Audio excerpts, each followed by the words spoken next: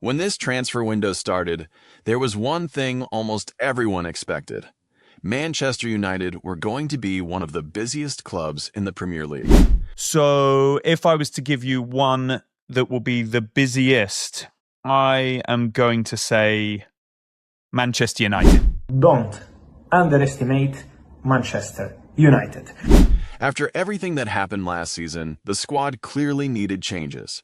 New manager, Champions League football, and a midfield that desperately needed rebuilding. So surely United were going to spend a lot. But then the window actually started and something completely unexpected happened. While Chelsea were making huge moves, Manchester City were spending record-breaking amounts. Tottenham were winning bidding wars. And Arsenal were bringing in some of the biggest names available. Manchester United were doing almost nothing. 2 midfielders, a few young talents, and that's basically it. And for a club that has spent years throwing money at every problem, this has left fans confused.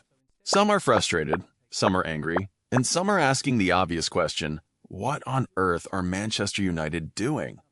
But what if I told you this is exactly what they're supposed to be doing?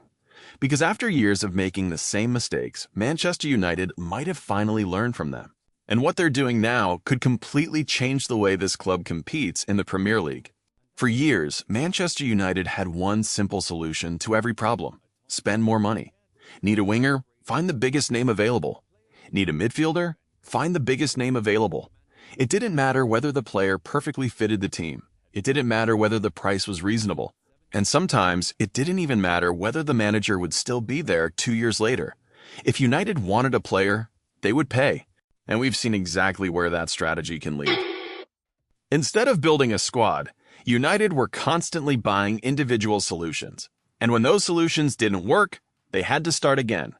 That's how you end up spending hundreds of millions and still feeling like you're rebuilding. But this summer, United are doing something very different. This time, Manchester United aren't trying to win the transfer window. They're trying to win the football matches.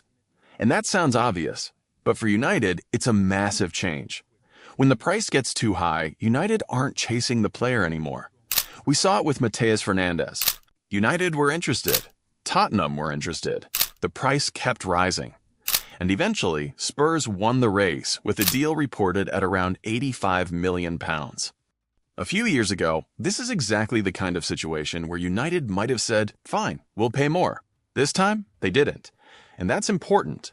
And that's what makes their midfield signings so interesting.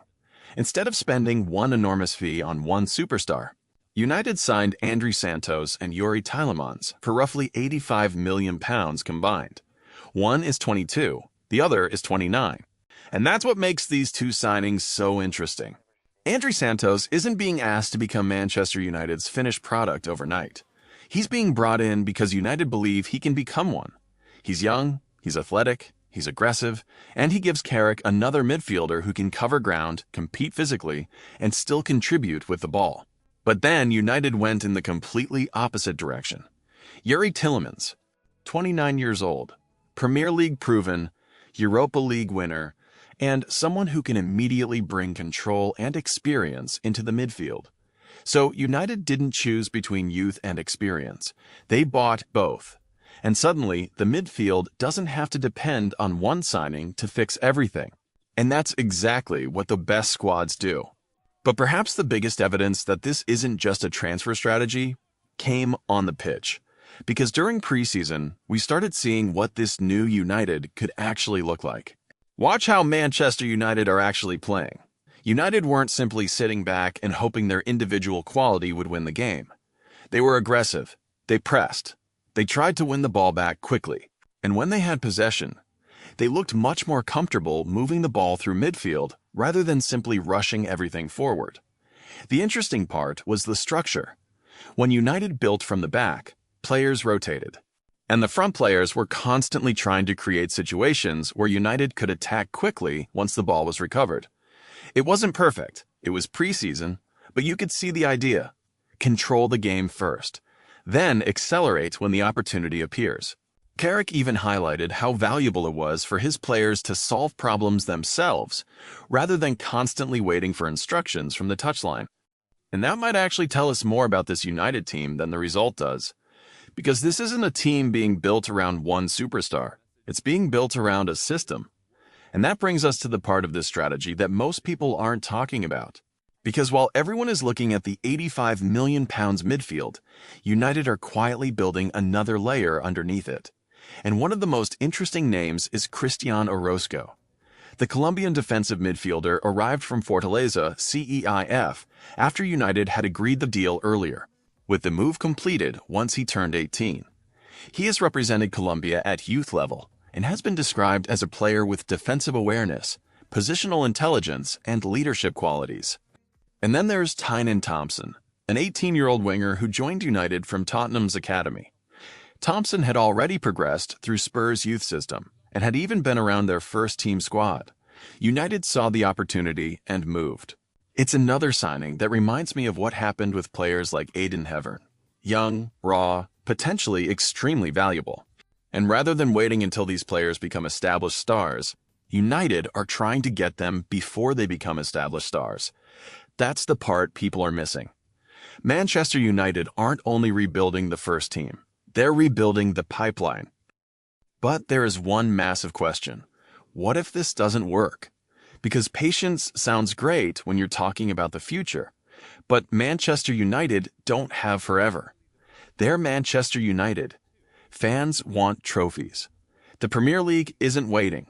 And while United are carefully looking for value, their rivals are spending enormous amounts of money. So this strategy comes with a huge risk. If you refuse to overpay, you might miss out.